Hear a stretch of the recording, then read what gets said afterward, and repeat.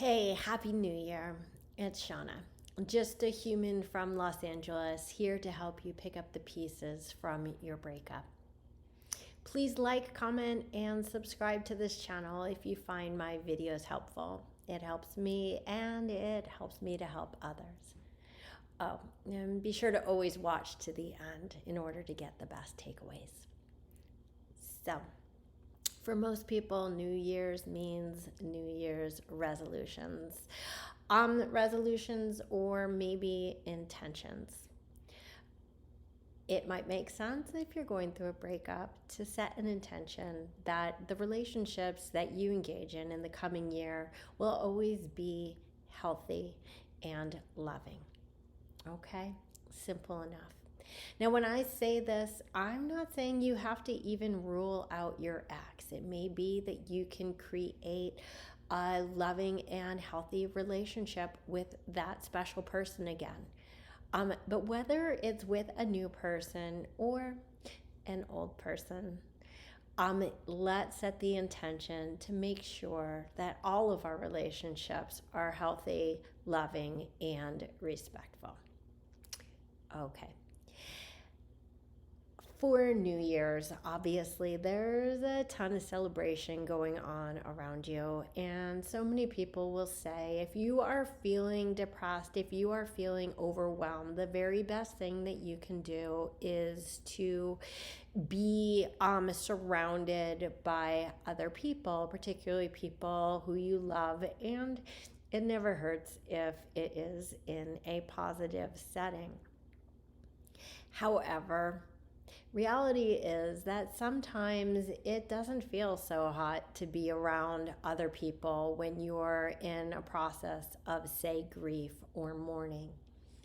And even if the experts tell you to surround yourself with others, if in your heart you know that you are better off alone this evening, don't feel like you have to be a part of forced merriment, because sometimes it can feel worse to be around very happy people when you're not feeling so happy, or even just spending your time with people that you don't love so very much when you want to be with somebody for whom your heart is really longing. Sometimes it's people that you really love, and it doesn't have to be like the merriest, jolliest thing, but for whatever reason, it's hard right now for your heart to be present. So be honest with yourself about what is going to feel best. Not what the experts say is going to be best, but are you better off with others this evening, or are you better off alone? Okay.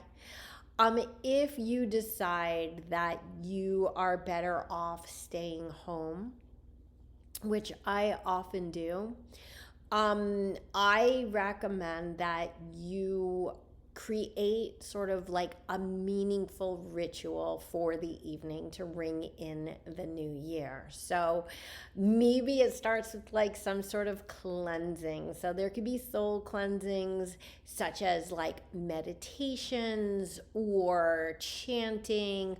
I'm a big fan of yoga.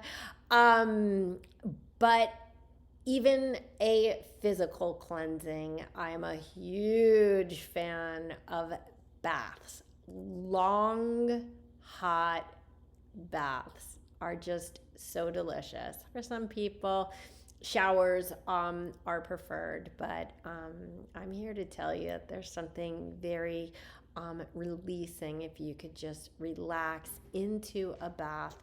Some people like bubbles or candles. You do what feels good for you, but having that ritual cleansing, I find, is a really good way to ring in the new year. And then beyond that, maybe you do something that you love, like baking or drawing. Maybe you do something more emotionally cleansing, like writing or praying.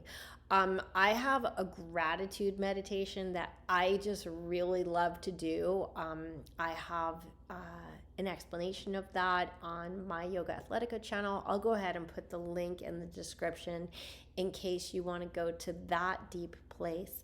But all of these things will bring you deeper into yourself, which is such a great and healthy place to be as you move into a new year of new possibilities. And maybe you're a little bit of both.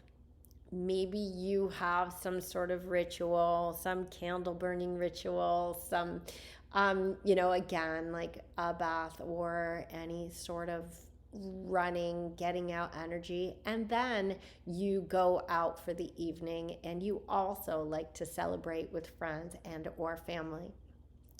I think there's no right or wrong way to do New Year's, but as long as we do it with intention, hopefully it will bring in a very happy, a very healthy, and a very blessed 2023.